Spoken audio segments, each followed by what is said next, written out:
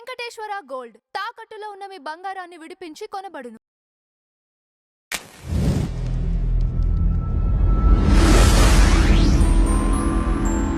ఈ ఈ డివిజన్ జరిగిన తర్వాత, ముక్కలుగా విభజన జరిగిన తర్వాత, పాకిస్తాన్ లేకపోతే బంగ్లాదేశ్ ఇంకోటి జరిగిన తర్వాత కూడా హిందూకి ఇప్పటికి కూడా డ్యామేజ్ జరుగుతుంది. ఇప్పుడు కూడా వీటన్నిటికీ ఇదే కారణం. మీరు మనం తవ్వుతూ ఒక్కొక్క టాపిక్లోకి వెళ్తే ఇన్ని టాపిక్లకి బాటం లైన్ అదే స్వామి, హిందువులు నిర్వీర్యంగా ఉండటమే. నేను అసలు వీటన్నిటికీ నేను ఇంకొక భయంకరమైన హిందువుల మనస్తత్వం చెప్తున్నా. అంటే కొన్ని కోట్ల సంవత్సరాల నుంచి ఈ మనస్తత్వం ఇలాగే ఉండేది. అది ఏమాత్రం అందులో కించిత్ కూడా మార్పు లేకపోవటం వల్ల, ఇవాళకి వీళ్ళు రియలైజ్ కాకపోవటం వల్లే ఇవన్నీ జరుగుతున్నాయి.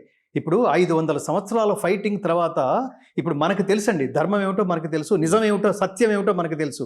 ఏమిటా తెలిసిన సత్యం అంటే రాముడు అక్కడే పుట్టాడు, ఆయన పుట్టిన ప్లేస్ అదే, చరిత్ర అంతా చెప్తోంది. దాన్ని కూలగొట్టేసి దాని మీదే మసీదు కట్టారు అని తెలిసినా కూడా మనం ఫైట్ చేసి ఆ ప్లేస్లో రాముడు గుడి కట్టడానికి 500 సంవత్సరాలు పట్టేంత బలహీనమైన స్థితిలో హిందువులు ఉన్నప్పుడు, ఈ 500 సంవత్సరాల బలహీనతని ఒక్క 5 రోజుల్లోనో, 5 నెలల్లోనో, 5 సంవత్సరాల్లోనో దీన్ని తీసేయలేం. కానీ ఎక్కడో చోట రియాక్ట్ కావాలి. కానీ ఇప్పుడు మనం రియాక్టింగ్ దశలో ఉన్నాం అనేది నాకు ఎంతో కొంత సంతృప్తి ఉంది. ఇంక ఎన్ని సంవత్సరాలు పడుతుందో తెలియదు. ఒక్కసారి ఏమంటారు దావానలంలాగా వ్యాపించడం, ఒక సునామీలాగా కమ్మేయడము, అలాంటి స్థితి హిందువుడి నేచర్ కాదు. అది నిదానంగా అంటుకుంటుంది. ఇప్పుడు అంటుకోవడం ప్రారంభమైందని మాత్రం నేను ఖచ్చితంగా విశ్వసించగలం. ఎందుకంటే రాముడి గుడి కట్టాం కదా. మోడీ కాకుండా ఆ ప్లేస్లో ఇంకెవరన్నా ఉంటే సర్జికల్ స్ట్రైక్ పేరుతో పాకిస్తాన్కి సరైన బదులు చెప్పే ప్రభుత్వం కానీ, పార్టీలు కానీ ఏమన్నా ఉన్నాయండి ఈ దేశంలో? 200% లేవు కదా. ఇంకోటి ఎవడున్నా కూడా లేవు కదా. అది కూడా అతి తక్కువ డేస్లో అంటే స్పాట్లో నిర్ణయం అది. ఇంకోళ్ళు ఎవరన్నా దీన్ని బీజేపీ అంటారా? దీనికి పార్టీ అని అంటగడతారా? Unfortunate India badly needs a good dictator. ఆ డిక్టేటరే నరేంద్ర మోడీ గారు. మొన్నటి వరకు ప్రపంచం అంతా విశ్వసించింది నేనైనా వాళ్ళది మతం అసలు మనం దాని జోలికే పోకూడదు అని అనుకున్న యోగా ఇప్పుడు ఈ మధ్యన, అంటే 2-3 సంవత్సరాల క్రితం, యోగా మతానికి సంబంధించింది కాదు, అది శారీరక, మానసిక, ఆధ్యాత్మిక విద్య. అందులో కూర్చుంటే మనిషి అవుతాడు. ఆ ఫ్రీక్వెన్సీస్ అన్నీ చాలా పాజిటివ్గా ఉంటాయి. ఇవాళ ప్రపంచంలో హైయెస్ట్ పెయిడ్ టీచర్ ఎవరంటే యోగా టీచర్. ఇవాళ ఏ డాక్టర్ దగ్గరికి వెళ్ళినా, ప్రపంచవ్యాప్తంగా ఏ డాక్టర్ దగ్గరికి వెళ్ళినా మీరు 190 మెడిసిన్స్ రాసి కింద యోగా కంపల్సరీ అని, చిన్న దమ్మిడి ఖర్చు లేకుండా ఇంట్లో మీరు యోగా చేసుకోండి, అన్నిటికీ మీకు ప్రశాంతత లభిస్తుంది, చాలా రోగాలు, ఈ స్ట్రెస్ తగ్గుతుంది ముఖ్యంగా. అంటే భారతదేశం సనాతన ధర్మం గొప్పతనం ప్రపంచం ఇప్పుడిప్పుడే గుర్తించి రియలైజ్ అవుతున్నా. యోగా అనౌన్స్ చేసిన 3 సంవత్సరాల్లోనే ఇప్పుడు ప్రపంచ ధ్యాన దినోత్సవాన్ని మొదలెట్టింది. భగవద్గీతలో 6వ అధ్యాయం ధ్యాన యోగం, అవి రియలైజ్ అవుతాయి. అలాగే హిందువులు కూడా ఏదో ఊరికే హిందువులని చెప్పడం కాదు, కేవలం పండగల్లో పార్టిసిపేట్ చేయటం కాదు, దాని ఆంతర్యాలు ఏమిటో తెలుసుకుని, దాని వెనకాల ఆంతర్యం ఏమిటో తెలుసుకుని, దాని పరమార్థం ఏమిటో తెలుసుకుని, జంతువుల్ని ప్రేమిస్తాం, క్రిమి కీటకాదుల్ని ప్రేమిస్తాం. తిన్న అన్నంలో మనం ప్రతిరోజు ఒక ముద్ద తినేటప్పుడు చీమలకి వేయడానికి కాస్త ముద్ద అలా పెడతాం, ఓ పంచదార అలా పెడతాం, దేవుడికి పెడతాం, దేవుడు ఆ రూపంలో వచ్చి తింటాడు. అసలు ముందు దేవుడు వస్తున్నాడా, వస్తే నీ రూపంలో ఈ పిచ్చి ఆర్గ్యుమెంట్లు కాదు. అసలు ముందు ఐడియాలజీ, ఎంత గొప్ప ఐడియాలజీ అండి అది. సర్వభూతస్థమాత్మానం సర్వభూతాని చాత్మని ఈక్షతే యోగయుక్తాత్మ సర్వత్ర సమదర్శిన.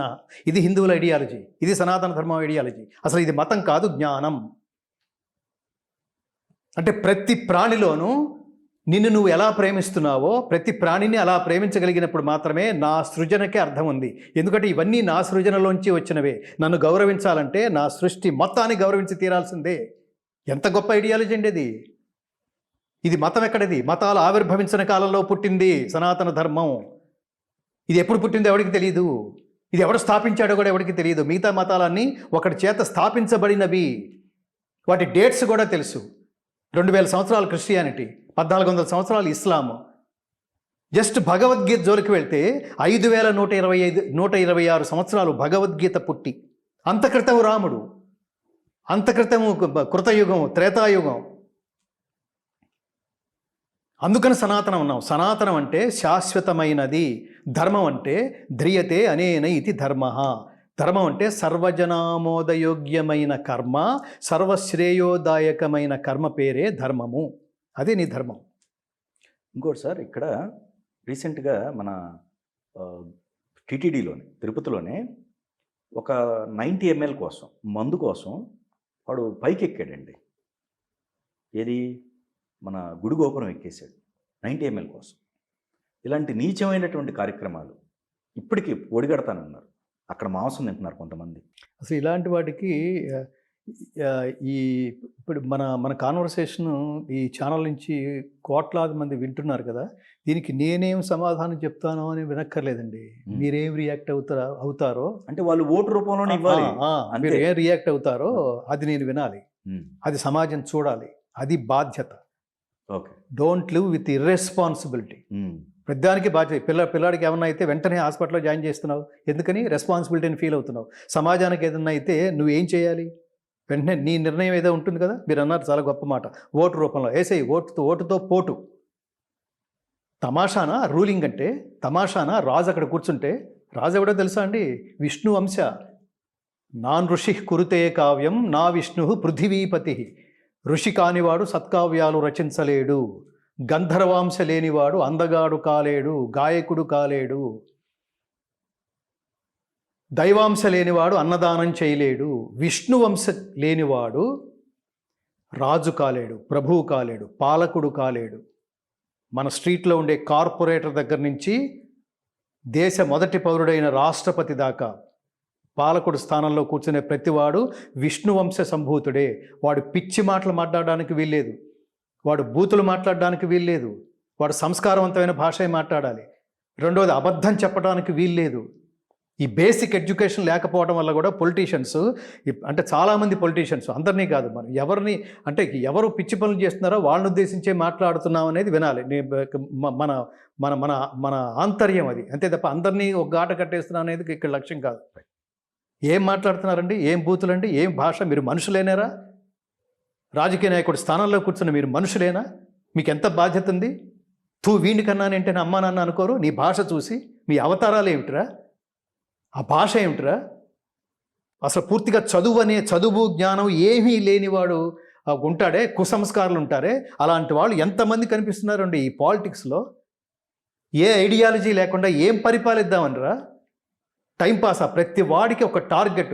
నేను ముఖ్యమంత్రి అయిపోవాలనో, లేకపోతే మినిస్టర్ అయిపోవాలనో, లేకపోతే ప్రధానమంత్రి ఏంటో చాక్లెట్. నా చిన్నప్పుడు ఇట్లా వినేవాళ్ళం కదండి. వాళ్ళు అమ్మో ఎంత కష్టపడితే ఎంత గొప్ప వాళ్ళైతే అక్కడ కూర్చుంటారో అనుకునేవాళ్ళం అండి.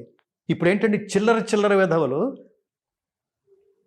చాలామంది. అంటే ఎవరైతే ఇప్పుడు నేను ఏదైతే పెయిన్ ఫీల్ అయ్యి బాధపడుతున్నా, ఎవడి భాష అయితే విని బాధపడుతున్నానో వాళ్ళ గురించే మాట్లాడుతున్నా.